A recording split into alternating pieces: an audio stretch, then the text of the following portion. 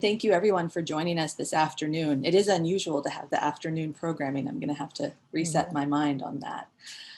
For some of you, I know you've joined us before. This is a series that we at the Ringling have been doing to explore contemporary questions in historic circus. The intent is that there are a lot of difficult topics that come up in studying circus history, many of which really can't be adequately addressed in those short labels that we put into the galleries, because they're rich and interesting topics that deserve conversation. And I think the display of bodies of difference may be one of the most meaningful conversations that we need to explore with our collections and with our programming at the Ringling Circus Museum. And so I'm delighted to be doing this program. This is part of a collaborative effort that we have been undertaking with Miriam Wallace, who you will be hearing from shortly. She is a professor of English at New College, also chair of the Division of Humanities. And through her and some of the work she's been doing, as you'll learn, we're starting to think about variable bodies, extraordinary bodies in new ways. And so I'm going to start our program today with just a kind of quick overview that situates this topic within a little bit of circus history, but more within museum history and museum collections. So with that, I'm going to take over the PowerPoint. There we go. I find in talking to scholars about circus history that one of the first things that comes up is about how problematic it is that they displayed people because of physical difference. The sideshow has become such a fixed point within circus history, which as a circus historian for a very long time I found frustrating, because in reality, in the landscape of the circus lot, the sideshow was just that, a sideshow, a separate ticket. It was not part of what was deemed the circus performance. And so with roots in circus history, I often kind of pushed back and tried to disassociate circus arts with sideshow. But the reality is, culturally, we understand the two together because they came to the American public together. So we're looking right now at a view out the cover of the big top onto the circus midway in the 1940s, and the crowd is kind of crushing forward, walking past a long line of banner line images of sideshow performers. So we get this sense that as soon as you came onto the circus lot, the imagery of different bodies was amongst the first that you saw.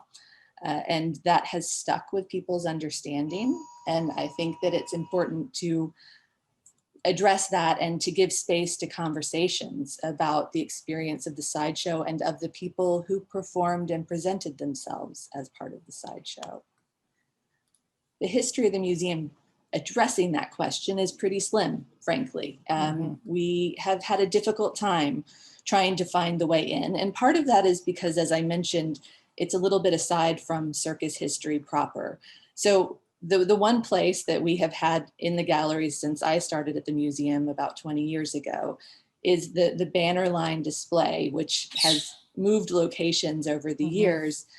But these banner lines are actually displayed more as part of circus logistics. For those of you who aren't familiar with these, as you can see in the image, we have, nine images of performers who were associated with the sideshow, from Changanang Bunker on the far left, who were billed as the Siamese twins, to on the far right, the Lucasi family, who were an albino family, and all kinds in between. These images are actually on the side, on banners that are on the sides of wagons that traveled with the circus. And that's why we have these as physical pieces in the galleries, because of the wagons themselves. That's what was preserved. The images that you see, which have not traditionally been interpreted at all in terms of the stories of the individuals, are actually artists' concepts that were created in the late 70s, early 80s for the museum. We have in the archives these images and actually artist sketches for every one of the banner line wagons, where you can see what the artist was dreaming of as they selected some of the most well-recognized human curiosities that had associations with circus in American culture. I pulled these particular images because you can see the albino family on the side, the bearded lady, Madame, or Mademoiselle, actually, Clophilia. And in the center, Frida Pushnik, the half girl. Frida Pushnik was born without arms or legs. So these were selected images. In truth, the Lucasi family and Clophilia were actually shown at Barnum's Museum. They were not with circuses per se. They also are not at all contemporary. The albino family and Mademoiselle Clophilia would have been late 19th century, or really mid to late 19th century with Barnum's Museum, whereas Frida Pushnik was actually with the Ringling Show in the 1920s through the 1940s. So none of that is understood by our visitors. We have these individuals who have been kind of stereotyped into different bodies, you know, through a traditional sideshow art form, which has its place too. That's a separate discussion, but we haven't told their stories. And so as we've gotten deeper into the museum archives, into the Tibbals collection and other resources, we're starting to be able to pull out a little more about who these individuals were, what their experiences were, in some cases, good representations of what they looked like. And through these kinds of research, I'm hoping that we'll be able to really widen the story and be able to talk about where there is individual agency, choices that were made, where there was exploitation, because sometimes there was. The images I have here are all part of the Ringling Circus collection. So we have a Currier and Ives print of the Lucasi family, which is remarkably similar, not identical, but very similar to the banner line image. A postcard that represents Frida Pushnik with her signature. This would have been sold in the sideshow tent at her booth, at her display, and she would have signed these postcards for the audiences as they came through. I'll get back to this idea of where we display difference versus ability, or the combination of those, shortly.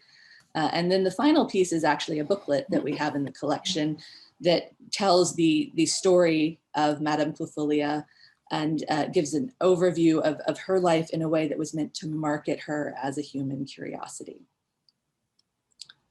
So before I leave Frida Pushnik, I wanted to show another postcard that's contemporary to her performance. So Grady Stiles was also a sideshow performer of the 1930s through 1950s. So we have on the left Frida still, and on the right we have this postcard of Grady Stiles as his performance as CeeLo. This was how he was billed on the circus. The banner line images that we historically have for him actually often are these kind of cartoonish images where he has the body of a seal and is perhaps on an iceberg with water around, but then his portrait on top. These two are interesting comparisons to me because it really plays on this idea. Frida Pushnik is presented in this very classical pose. By signing her postcards, there is a focus on her abilities. You know, there's a sense of beauty and ability with the presentation of Frida. And then Grady Stiles went the other route, which we see throughout the history of sideshow performers and curious bodies, is this animalistic presentation. He has been aligned more with being a seal, you know, down to the point that the woman in the image with him is offering him a fish. So these are where we start to explore the questions that I think culturally we find problematic about how individuals might have been exploited in some way, taken advantage of in some way for their difference. It's worth noting that Grady Stiles lived in Gibsonton.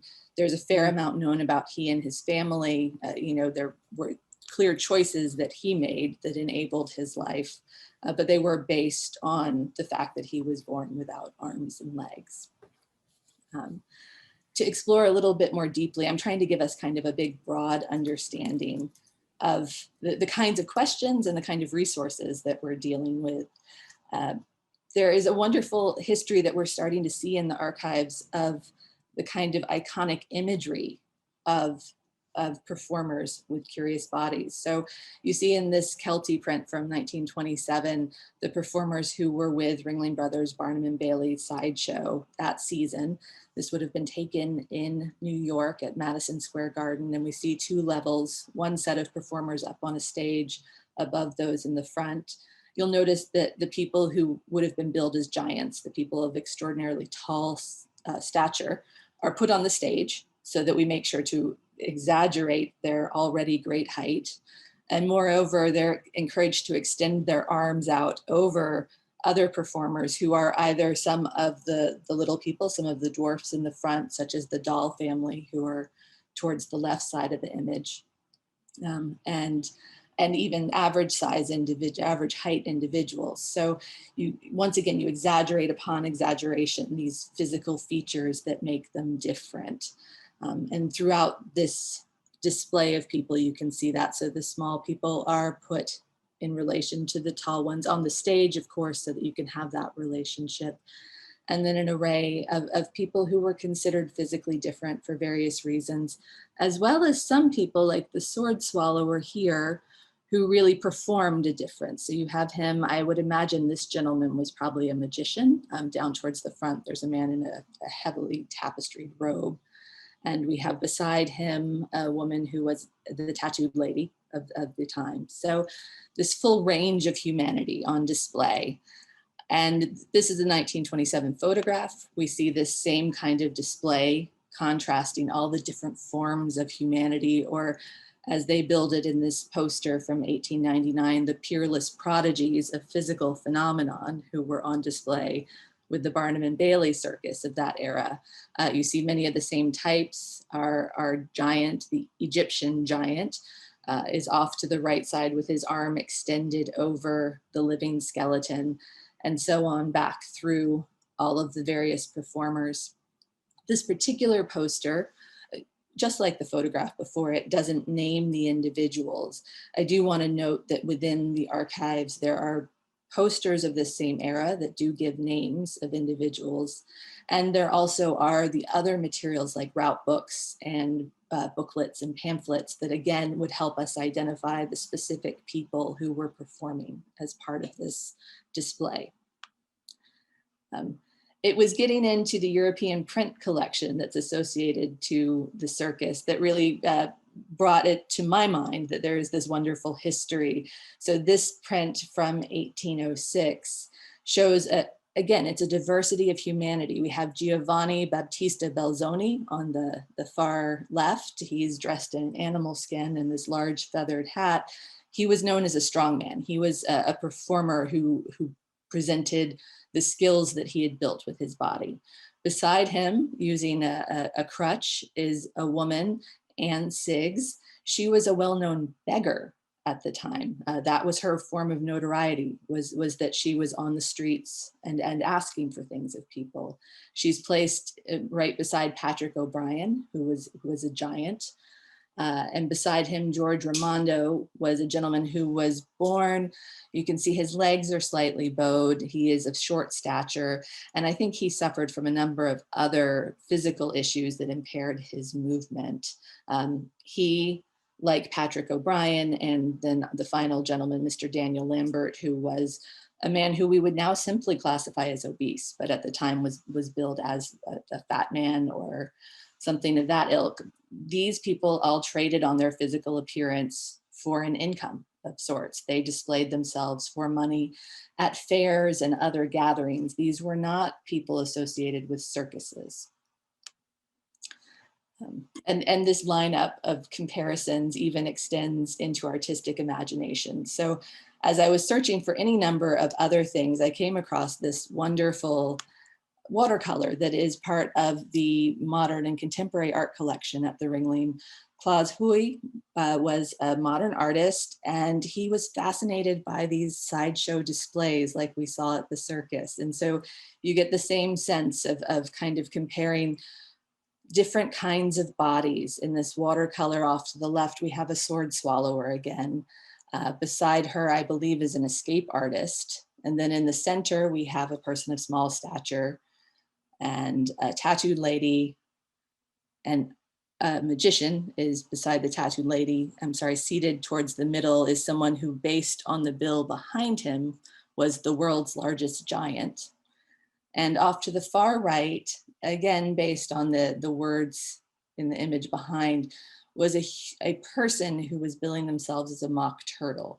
This one figure, I suspect, was actually someone who was either costumed in some way to appear this way or had some kind of facial disfiguration. I'm not completely sure. But either way, the artist was taken with this idea of showing kind of the range of humanity as expressed by the sideshow. I just want to zip through some images from the archives because I do want to get right to Miriam and conversations. I think there's so much to explore here. I mentioned these kind of ways of depicting people in the European print collection that we have from Howard Tibbals. It's becoming clear to me, this kind of iconography, this wonderful way in which giants such as Patrick O'Brien or James Toller in the center are depicted exceeding the frames of their composition, always coming right to the edges. In James Toller's case, this room is built out or is sketched out with a perspective so that we know that he's about to brush his head on the ceiling. Patrick O'Brien has extended his arm all the way up and can reach the ceiling himself. And Edward Bright, who was a grocer known, renowned for his girth, essentially, is shown really pinched into the frame, filling up every bit of that area of the composition. I also am starting to learn from these prints the difference between the people who simply displayed their difference and those who reveled in being able to show their skills. Matthew Buckinger, who I think we will return to shortly, is one such figure. He's got a remarkable history and remarkable skill. This image that we see, which is a self-portrait, he rendered it and it was printed and distributed in that way. It includes tremendous detail down to the way his hair is created. I should have gotten a detail of this because he's actually written in verse in microscript to create the texture of his hair. And again, this was all done as a person who was born without hands or without fully formed hands and without legs. He focused on his ability to do extraordinary things as well as his physical difference. Which leads us into thinking about what creates physical difference. This print, which is from 1688, was included in a volume called The Cries of London. It's figures from around the city who would have been seen on the streets. Many of them are people selling goods, but there are also performers such as the gentleman we see here. His name is Joseph Clerk or Joseph Clericus, and he was a posture master. He was a contortionist. And so we see him here with his back bent significantly and his right leg twisted in such a way that the toes of his right foot are almost touching the toes of his left.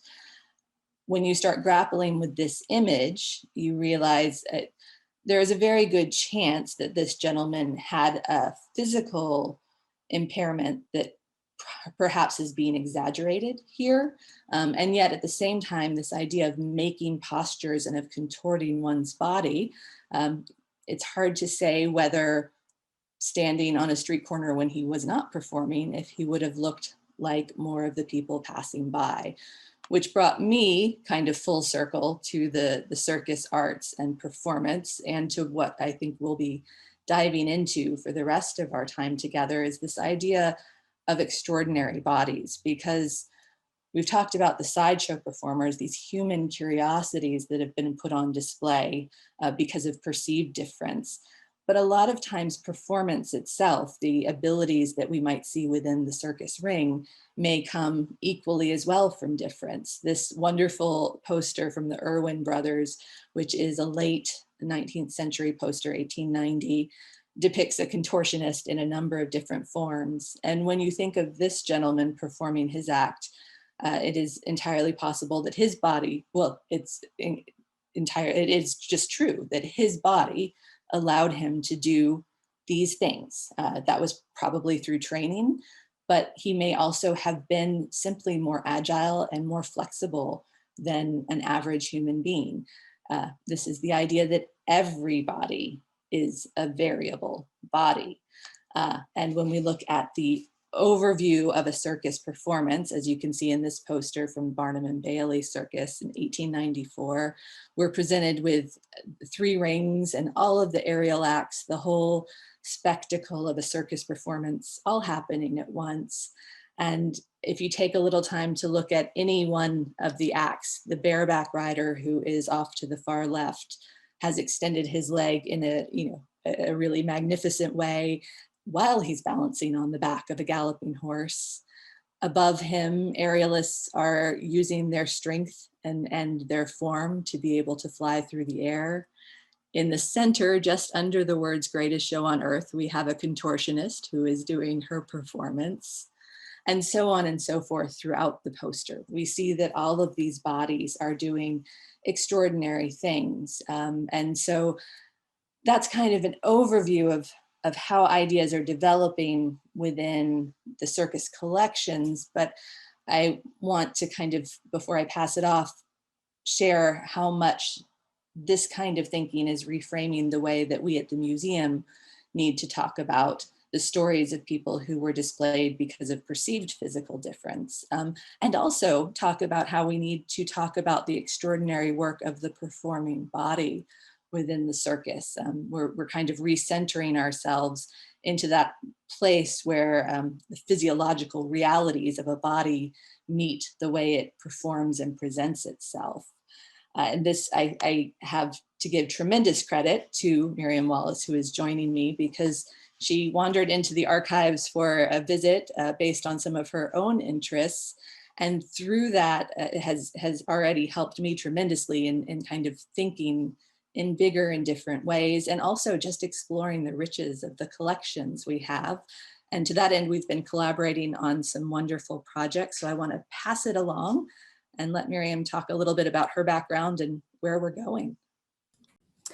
Great, yes, so nice to have everybody here. So I just wanted to say a few words about how I sort of came to this. Sorry, I have screaming parrots in the background. Hopefully they'll calm down.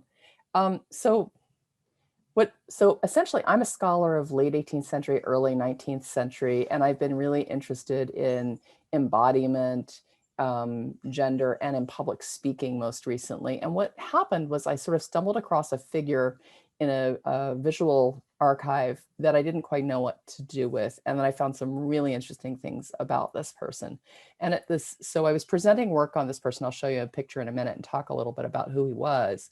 But there's a group that began in 2013 of academics doing a conference that we call Variabilities.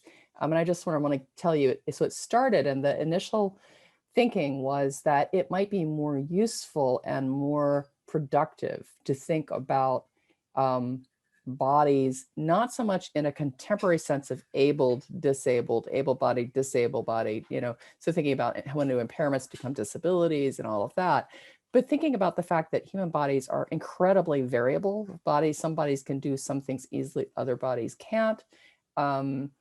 Bodies change over time. Our own bodies are variable. They aren't the same across the entire span of our lives.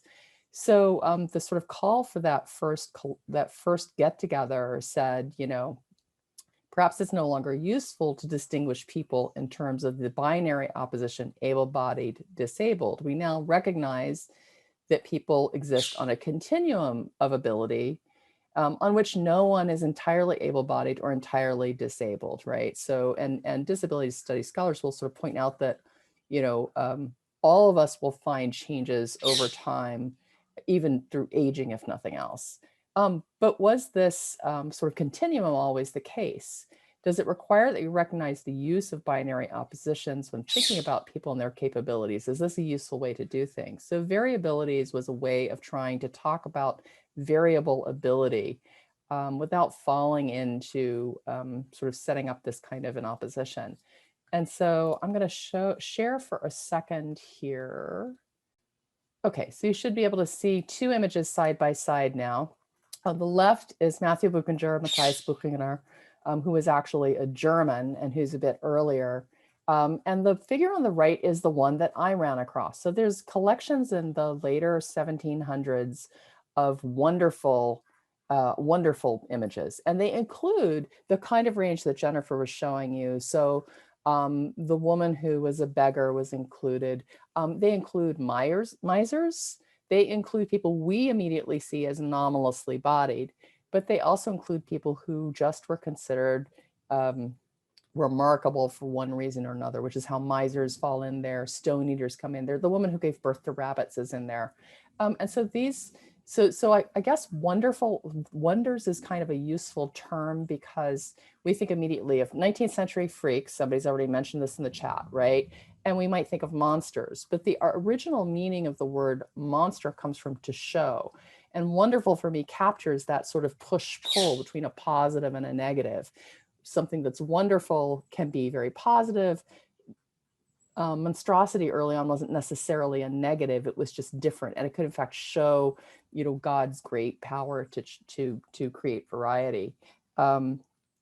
So this is another image of Buchinger that's worth looking at. It's very hard for you to see, but the little images around him are all the particular things that he did. So Buchinger was very clever. After his parents died, they did not show him. He traveled around Europe and eventually followed the king to England and ended up in Britain and then in Ireland. And he did tricks. He performed trick shooting. He performed bowling with skittles. He built things in bottles. He did a lot of things that require manual dexterity. And he did the image you've already seen. This is a self-portrait. He did portraits of the queen. He did portraits of high-ranking nobles. And he would essentially, you could pay him to come to your private apartments and do a display like this and do a portrait for you in micro calligraphy. And I think I do have an image of the hair. So you can sort of see that these are all words. So he was sort of famous for taking biblical passages in particular and writing them into the details of the images. And so he presented himself as someone who was remarkably skilled, in other words, overly abled, as well as someone who had an anomalous body. He said he advertised himself as born without thighs, or hands. And he had sort of a nubbin on the end of one of his upper limbs that he was apparently quite dexterous with. So he was not writing with his mouth. He used his appendages. He did his own family tree. And this is a marvelous piece because you can lift the top layer. If you're interested, Ricky Jay has a book that's hard to find, kind of expensive, that has tons of them in there because Ricky Jay was fascinated and collected a lot of his material. And then Jeffrey Dunstan was the first figure I saw. And I just sort of wondered what to do with this figure. You don't get any context. So unlike the giant figures Jennifer's showing you, you can't tell. He was probably a person of short stature. But if you read what people said about him, they talk much more about his very odd dress. He was a street crier. And so he's sometimes labeled as an old wig seller. He's always pictured carrying that bag over his shoulder, always with one hand up. The hand up is telling you that he is speaking. So he was a clever, smart, witty, teasing kind of, what's the word I want? He would make fun of people in the streets and people would gather around him. And I think he actually made his money by selling his own image. I found no evidence that he actually sold old wigs. This is a more typical image from the Wonderful magazine, and the writing coming out of his mouth says "wonders, wonders" in mirror script. So we're sort of mirror matching things up. So the reason I'm interested in these two is that Buchinger is really highlighting skill. Dunstan is highlighting his sort of smartass performance in public. He performs on the streets. Buchinger would come to private things. So there's very different venues. So these are two people who find different ways of navigating the world, making a living, that it goes beyond merely displaying their bodies, which is, I think, one of the distinctions that's kind of helpful when you're looking at the 19th century and 20th century circus images, and remembering that in many cases, the people doing this created backstories, which if you read them are clearly made up, but they tend to follow certain patterns. So certain kinds of people will produce certain kinds of stories because they are expected. So there's a very deep archive where there's some agency, some control, there's some playing into dominant narratives that suggest that this stuff is a lot more complicated than we might initially have thought. A very quick famous picture of Dunstan speaking in front of, this is a debating society, so these were places where plebeian, ordinary people could go to practice public speaking. I'm going to go past these really fast. He was even used as a figure on, these are not legal tender, but they were actually used as legal coins, and I actually have one of these. So he was famous enough that he turned up. I suspect there were pub signs, haven't found any of those. He was famous enough, his figure was used for 100 years after his death to suggest a commoner, somebody on the streets who was an amusing, smart talking, fast talking representative of Vox Populi. So he turns up on tons of political satires. So that's probably more than you wanted to know. But I just sort of wanted to put that out there because that's kind of what landed me in Jennifer's archive. And then I realized there was really interesting stuff there. So we've been trying to think about, you know, how do we navigate these images? How do we navigate the, how do we respect and recognize the thoughtful, intelligent performance that some of the sideshow performers created, and some who didn't have much agency or much control? And can we get students involved in helping us think through these images, and how do we do that? So that's kind of where I'm at.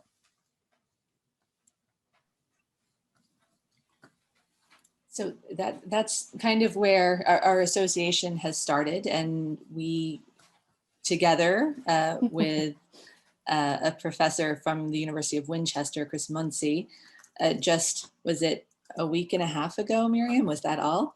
Hosted, and Laura, yes, I'm hoping Laura will chime in because she's come along on this ride with us and really is helping to kind of help us explore these topics through programming in meaningful ways. But the three of us, together with Chris Muncy, hosted the Variabilities 5, is that right? 5A virtual conference last week. And it is an international conference. I think, Miriam, if you don't mind, I'm going to let you give the overview because you've participated in it longer. Yeah, so so the first one was hosted at Emory University, which has a very strong bioethics disabilities program, and that's sort of where it emerged in concert with Chris, who's in the UK. And the idea is it alternates. So 1 year it's in the US, 1 year it's in the UK. We got interrupted by COVID. It was supposed to be in Sarasota in 2020. We pushed it back, did a virtual version this year, and we sort of split the thing in half. So we'll do half this year and half next year in person, which is also a way of recognizing too that when we're really trying to think about embodiment, we want to remember the people participating in the conference are also embodied. And when we may need some downtime, we may need some time to process. Some people find working with visual images tiring. They have limited vision. Some people find listening difficult. People with hearing impairments, you know, all of us have things that we're navigating. So we're trying to sort of think about it in both ways in terms of content and how we engage with each other so that we learn more about each other as differently embodied colleagues. And I think that experience for me, you know, on one hand, I am learning a great deal about how to think about the collections that we steward at the museum. But as Miriam was alluding to, this act of thinking about how we share information, I always feel an overwhelming need to cram as much into every little minute as I can. And the conference really helped me to remember to slow down, to probably try and get half as much, which I didn't do today. I still had more images than I should have.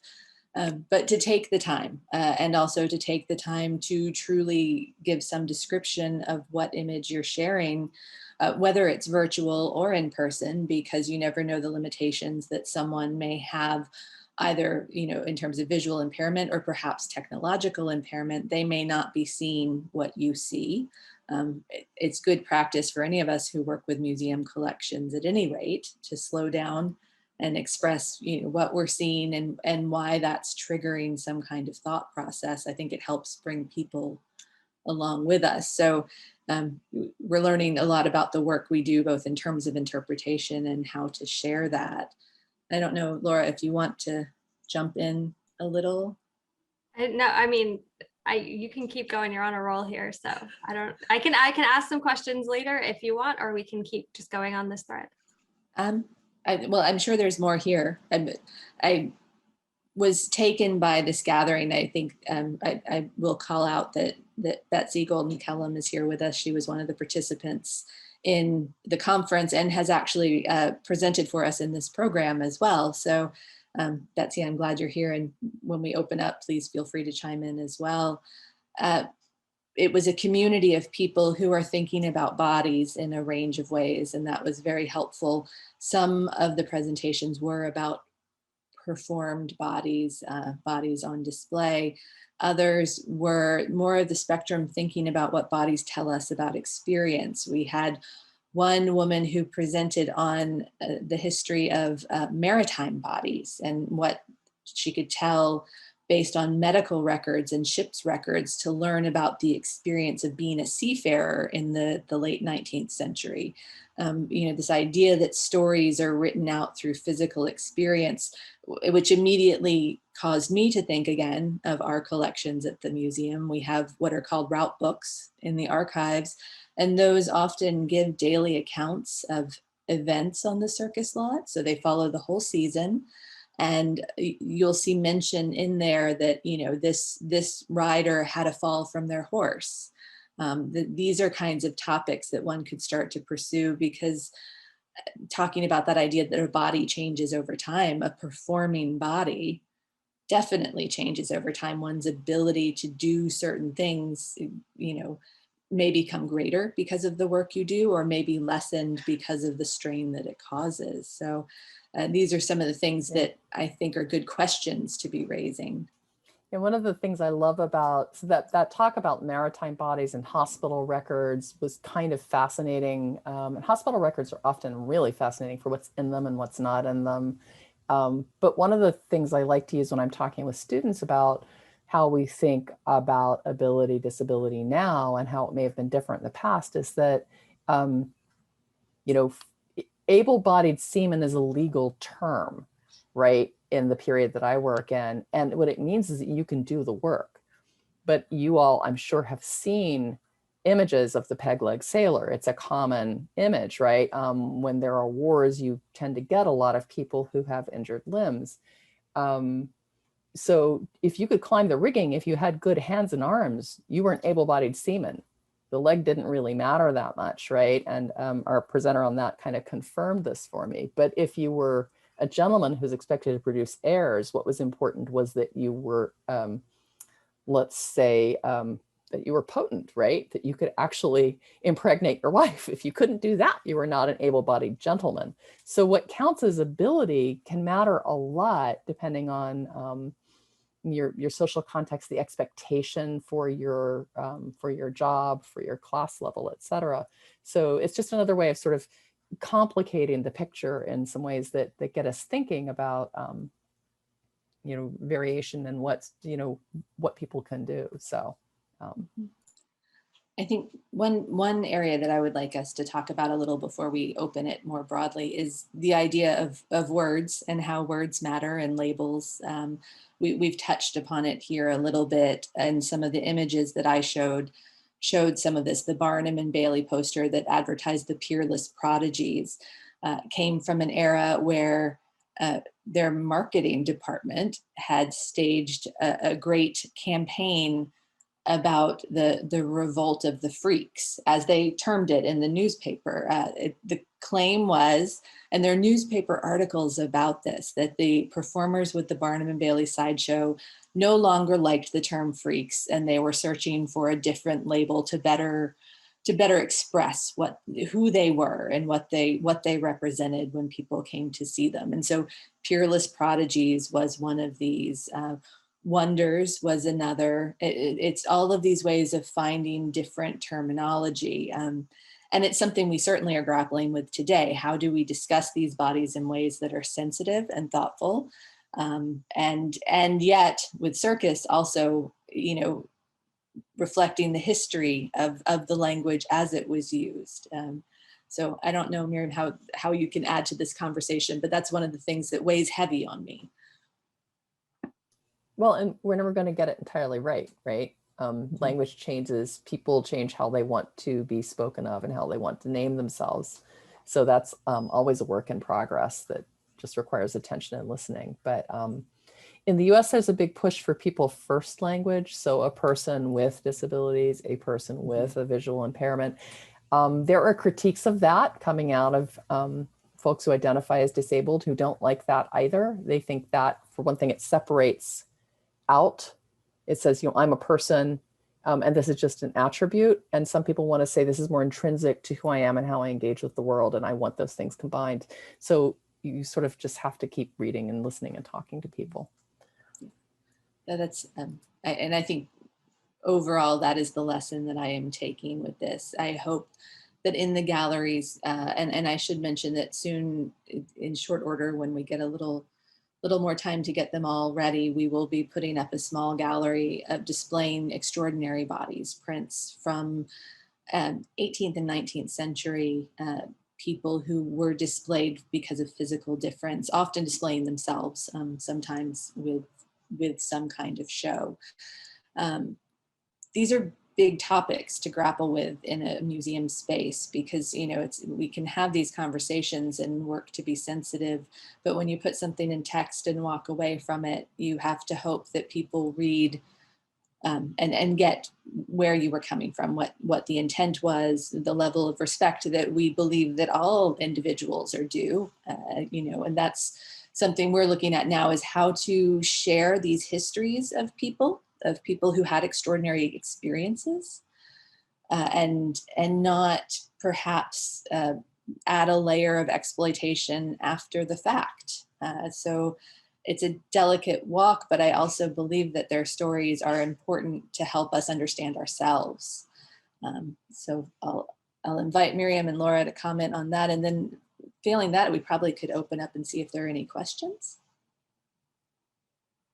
Yeah, Jennifer, I was just going to say, I think what's been so helpful for me in thinking about all this is that we're moving away from binaries. Like you said, Miriam, it's not just you are able-bodied or you have a disability. That's a spectrum. And the same thing too with the stories that we tell in the galleries. I think a lot of visitors want to come in and have this sort of judgment call made where, okay, it was bad that there was a sideshow, or conversely, it was good, and it's understanding there's this whole range of experiences. There's so much nuance to the agency these performers had. Sometimes they had more agency and then got that taken away and then regained it, so I think it's just so complicated to accurately convey these stories, especially when we maybe don't have those first person narratives and things have gotten kind of lost in the marketing, shuffle of the time. And so it's all these stories. So, as we think about visitors just coming into the Circus Museum for a quick visit, how do we accurately convey the magnitude of the stories that are there? And I think that's a question that is so important for us in education and for you as a curator. So I think it's just given us a lot to think about. And I would love to hear from the audience your take and your impressions and how you think about these issues.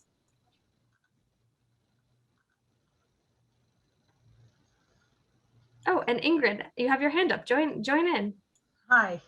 I think a good way to display some of these things would be, as Jennifer described, the difficulty in getting people to understand where you're coming from, essentially, when you want to show the images, but you want to show that you're doing it in the most respectful of ways.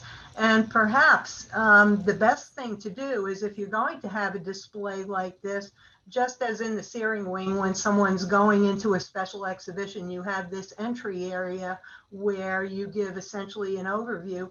And perhaps the way to do it would be to have a poster board or a temporary wall or something on which you have a statement that talks about what you're really trying to do, what your motivation is, and what you want people to take away from this. And on a totally different subject, this may have been a way. it wasn't always necessarily, I mean, it certainly was exploitative on the part of the people who were displaying folks that had some sort of physical disability or uniqueness. But for those people, it may have been the only means they had of making a living in an extraordinarily difficult time. Nobody had an HR department back then that cared about, equality in hiring. So, this may have been the only way that these people could have survived. I think that that's a good point, Ingrid, and that's one of the things that I've always wanted to be careful about when we jump into the conversations about exploitation. Is it's very rarely a clear-cut situation, because there certainly were ways in which performers were able to exercise an agency beyond what they would have known.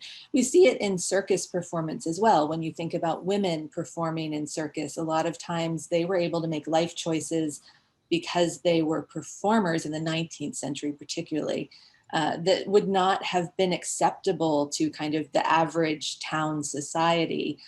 For some of the people who presented with the sideshow, that is the case. And then there are others who were abducted from their families and displayed. So, to try and show the range of those stories is important. And I think that comes from being able to talk about the individuals and to spell out what we know of their story. I mean, I don't work as much in the 19th and 20th century, but one of the things people were talking about at this, and Jennifer knows a lot about this too, is some people were very famous and were able to use this as a way to make not just a living, but a really good living. We were actually kind of a fascinating talk about, I guess it would have been early 19th century, 4 examples of people with what I'm going to call anomalous bodies who traveled around the Scandinavian countries, going to small towns. And in some cases they performed, in some cases, there was one woman who did embroidery with the toes she had on what she had for a lower limb, and who made so much money with her very fine work and her demonstrations that she was able to support her entire family. And when she died, she left money to found a school to educate, I guess, laboring class women. So it is quite complicated in that respect. And then the other thing I was thinking about is there's a book that's written by Rosemary Garland Thompson, who's an academic, but who also pulled together, and if any of you saw in the New York Times, there was a whole series, oh gosh, I'm forgetting what it's called. I want to say It's About Us, but a whole series of short pieces by people talking about their experience with illness or with a different kind of ability, with a disability, with a different kind of body type. Her book, Staring: How We Look, is really readable and really interesting. And she talks about essentially, if you are visibly, noticeably different, right, which is not true for all of us, but if it is noticeable, you will be stared at. How do you navigate that? And she talks about, as somebody who is what she calls a staree, somebody who's going to be on the receiving end, do you look back? There are artists, there's some really interesting artists who are using themselves and their own bodies and their work to make us think very hard about what are we doing when we stare. And she talks about, we stare partly to gather information. It's hardwired into us as animals. We stare sometimes out of interest. It's not a simple mechanism. And I just found that a really interesting book because it makes me think a lot about what I'm doing. And, is it polite to not look at somebody? There are people who complain that people never make eye contact with them. People in wheelchairs will talk frequently about people who simply don't make eye contact, as though somehow that's more polite, and they experience that, in fact, as erasure. So it's really complicated stuff. Mm-hmm. And it's interesting that you bring that up, because I had this discussion with some people coming into the archives to do research about this idea of looking, right? And the sideshow, people were put on display, but you also have to understand that unlike the big top where people sat, the audience sat in seats and watched what was happening. In the sideshows, audiences moved around, milled, they could come right up to stage. In the 20th century, the sideshow performers often had their own booth within that sideshow tent. So depending on the person and their comfort level who was presenting themselves, they could choose how to interact with their audience as well. You know, there was that idea that there was an intimacy that was possible. Now, I'm sure that some people did not want that kind of intimacy and maybe stayed more just as presentations. But unlike kind of 21st century culture where we watch all kinds of curious people on television, you know, curious for every possible reason, much like our print that I showed earlier, there was a sense of interaction. There was a relationship. A person who was staring at an anomalous body was seen to be staring, was known to be staring, might have a social group who was there with them that made that feel okay. But I think that's something that's very worth thinking about in terms of circus history, is that it wasn't a totally sterilized relationship, much like Jeffrey Dunstan and these other figures that came earlier, that there was human interaction. So. I see Ann Stevenson's hand. And yeah, it's Ann. I have a question. In broad terms on the Ringling campus, would the term curiosities be the most appropriate to use today when asked by a guest, you know, something about that part of the circus? Oh, Jen, Laura? We're still working on it, and Okay. I think that the first and most important thing is that idea of being respectful, right? You know, that Yeah. I think we now definitively say in the 21st century that using the term freaks is not okay. Oh, yeah. But there was an era where that was acceptable. So, you know, it's kind of understanding that. I think that human curiosities feels, you know, safe. It's certainly, you know, much safer and more respectable than using freaks. Anomalous bodies, which Miriam has used several times. I think when you're talking specifically about people whose bodies differ from what is considered normal, Sideshow's a little tricky because a lot of times people didn't present as being anomalous or made choices. You know, the tattooed lady might have a body that would be considered, you know, average. However, she's made these changes herself. I think Wonders is another human, you know, is another one that's kind of safe and with that grounding again, that it once had a broader meaning. I think that's helpful. But I think mostly, as we were talking about the act of presenting, slowing down and making sure that the language you use is, you know, is just reflecting the respect.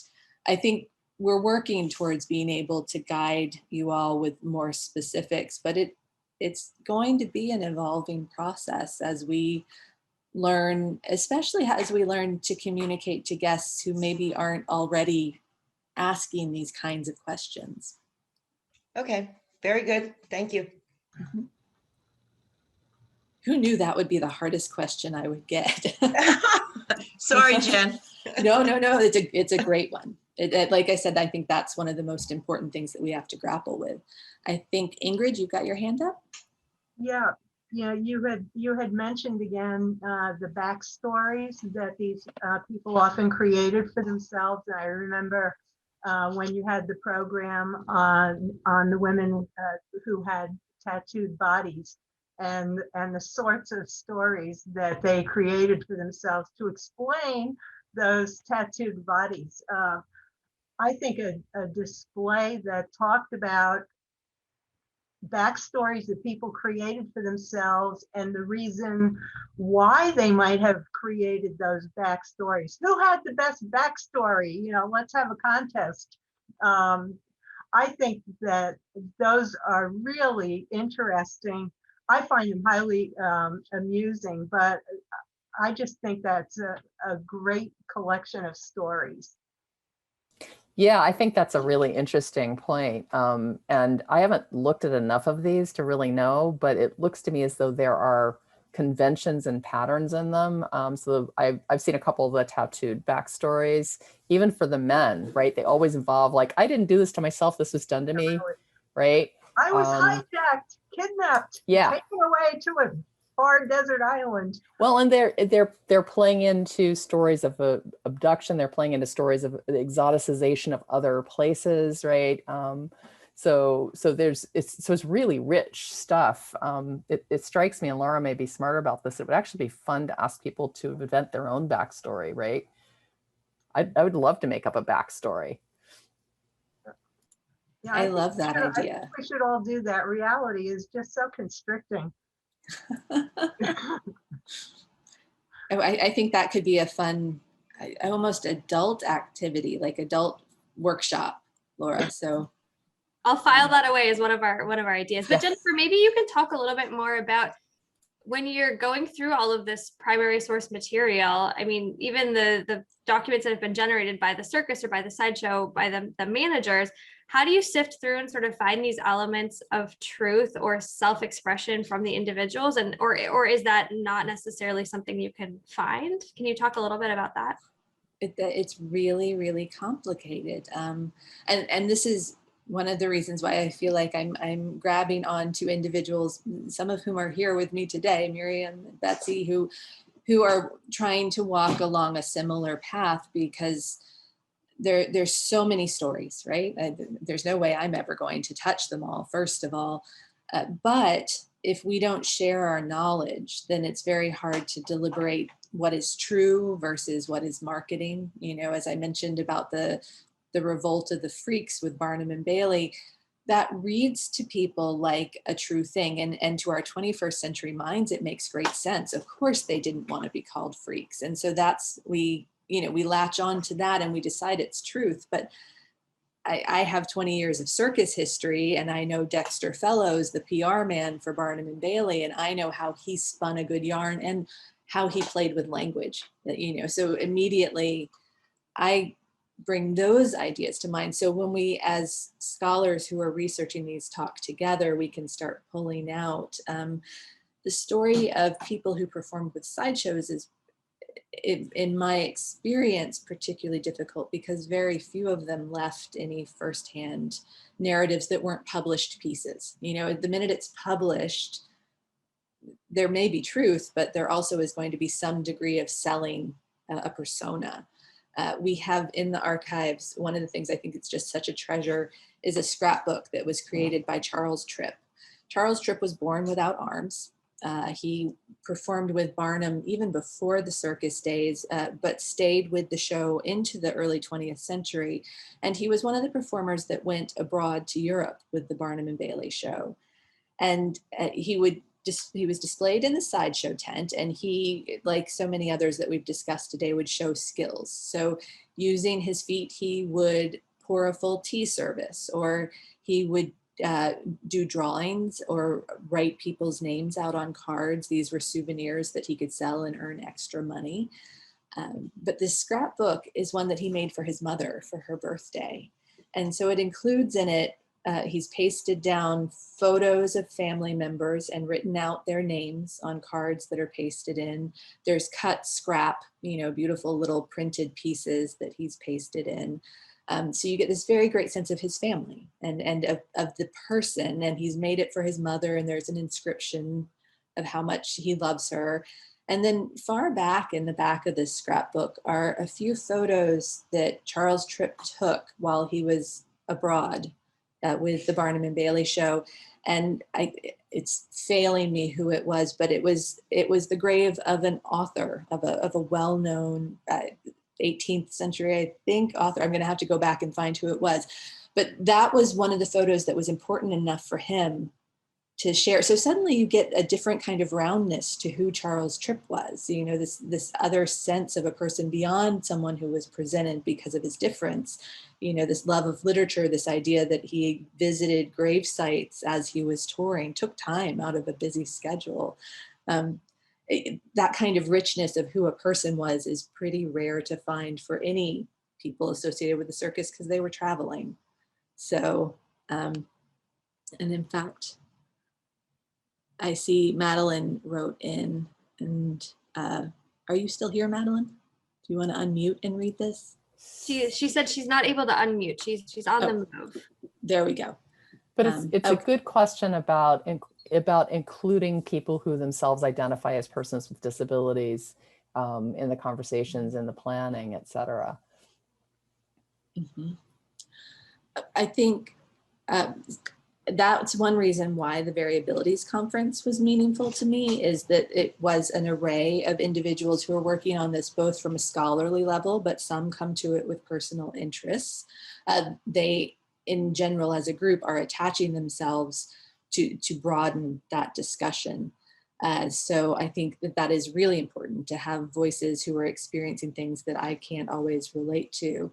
And we talked a little bit a number of years ago. I met the actor Matt Frazier. He is part, or has been part of the cast of the American Horror Story show. And in the season that was about the circus, he was part of the show. He was born with just the nubs of arms, so not full arms.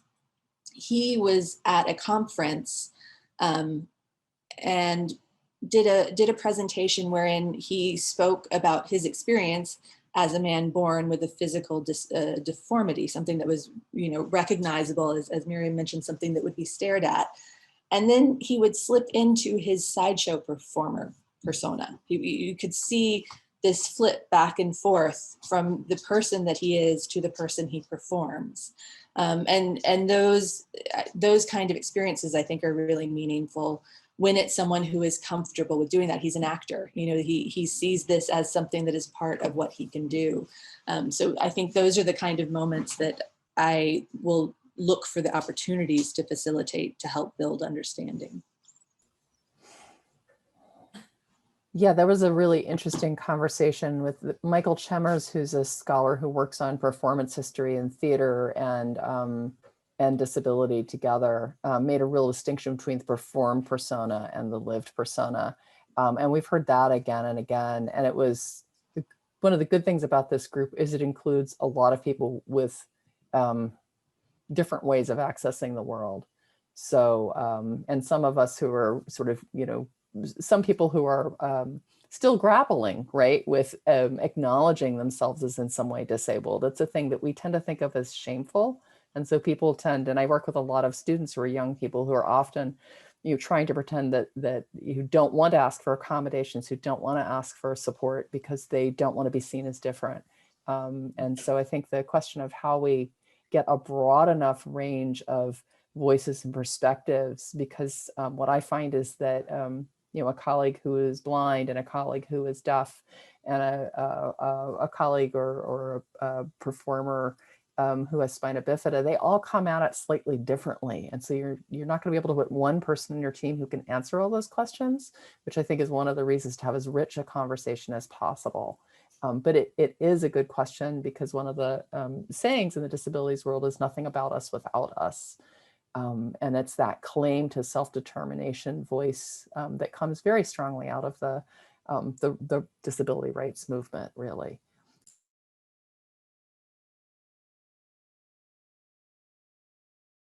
So I see we've had one more question come through the chat. I know we're a little bit over time. It's a comment. They picked up a book called American Sideshow, an encyclopedia of history's most wondrous and curiously strange performers. So another reference to share with the group. And I just wanted to thank you both, Miriam and Jennifer, for having this conversation. I'm sure this is just the beginning of many conversations we hope to have with our museum participants and scholars from across the world. So we will look to schedule more in this series as we continue to grapple with all of the complicated, rich, and wonderful stories that the circus can present to us. So thank you both, and thank you everyone for being here today. Yes, thank you all for joining us. And Miriam, thank you as always. Thank you. This was always Have a interesting. good afternoon, everyone. Definitely. Okay, bye.